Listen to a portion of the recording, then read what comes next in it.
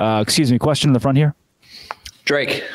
So I was told that with the Pac-12 going away, right, that they couldn't have an automatic qualifier for the college football playoff, right? That seems like that doesn't make sense. They should have an automatic qualifier out of 2 teams. Shouldn't be a thing.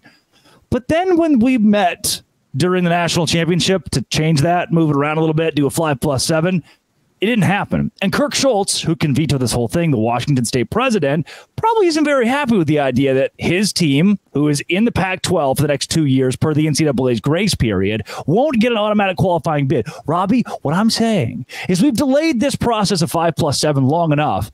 What if there's a way that Oregon State and Washington State can backdoor the Pac-12 back to life?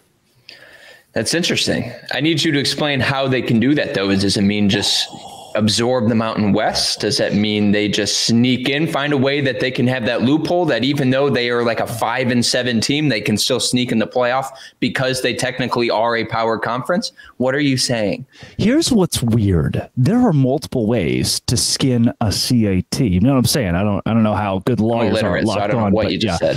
So with that, there are ways to work around this. If Florida State actually leaves the ACC and that thing starts to fall apart, well, guess what? Especially if that happens the next year or two, there are ways. I've seen a lot of really base stuff that if that happens, and then SMU is like, oh, we don't really have anywhere to go, and then Boston College, Wake Forest, there are schools like, you know what? Oregon State, Washington State will be your friends, and they backdoor their ways. They backfill the Pac-12. Mountain West teams included. Now it would cost upwards of $100 million to try to break a grant of rights the Mountain West already has, but what we've seen time and time again for the College Football Playoff Committee is the one thing in their way from doing what's normal and not giving Oregon State and Washington State a free pass to the College Football Playoff is moving to a 5+7 format. But we can't do that because one president is on the board that votes, and it has to be unanimous. So they've got enough power. They've got enough power in that vote to say, wait a second, there's enough unrest out east, and there are enough Mountain West teams that we could just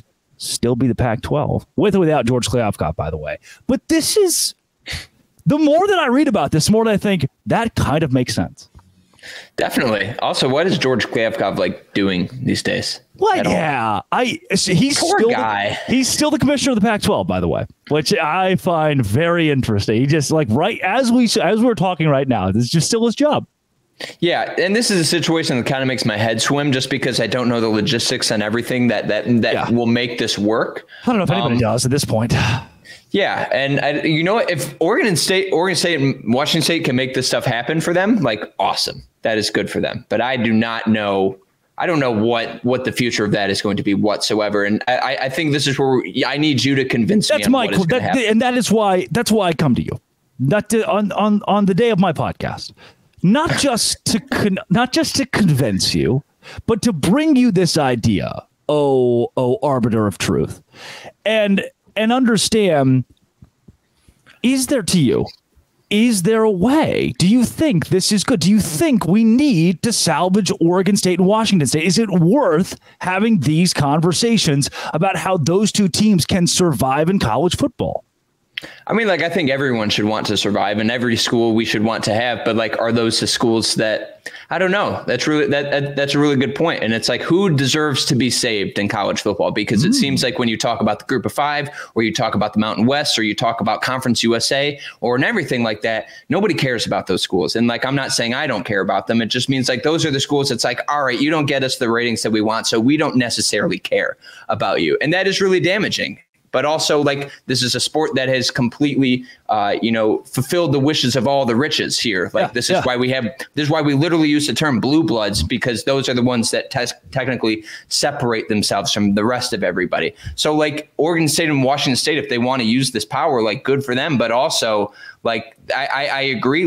I don't agree with the fact that we are making those schools, less than or seem less than because they don't necessarily get TV ratings or have the power. But that is what we reward when we turn on our TV and we watch Alabama and we watch Ohio State and we watch these major programs. We are rewarding that. So I think our Oregon State and Washington State should do whatever is in their best interest. But yeah, I agree that it's a lot of people just shove them to the side because, you weren't the ones chosen in the Pac-12 to come to the Big 12 or the Big 10.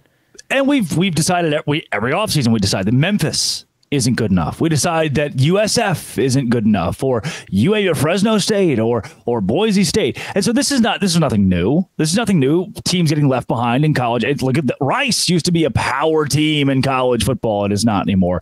What I'm pitching and what I'm trying to give to you, this is for you, is just there is now, because of Kirk Schultz, the Washington State president, who has the ability to say, hey guys, no. And everything the College Football Playoff Committee wants to do is at his beck and call, because his vote makes things either unanimous or completely void. And with that, he can wield that into, here's a way to backfill the Pac-12 with Mountain West teams, with teams in the ACC if it implodes.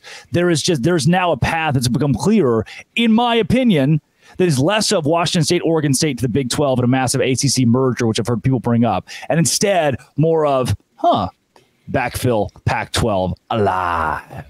Yeah, no, and it makes sense. What would it look like geographically? It would look like a complete and total mess. It would look so just stupid. Like everybody else in America now. By the way. There's, I feel like, would be even more though. Like if you have schools in California, but like USC and Rutgers, the Big Ten's already doing this. The Big Ten's making it cool before it's cool. Yeah, it's this is the only part about college football I like genuinely like. I love college football and everything about it. Like, and I think we all love college football and how stupid it is. Like in so many things. Like if they can salvage that for the Pac-12 and keep that thing alive, I think it makes so much sense because, you know, you have that Pac-12 branding whatsoever.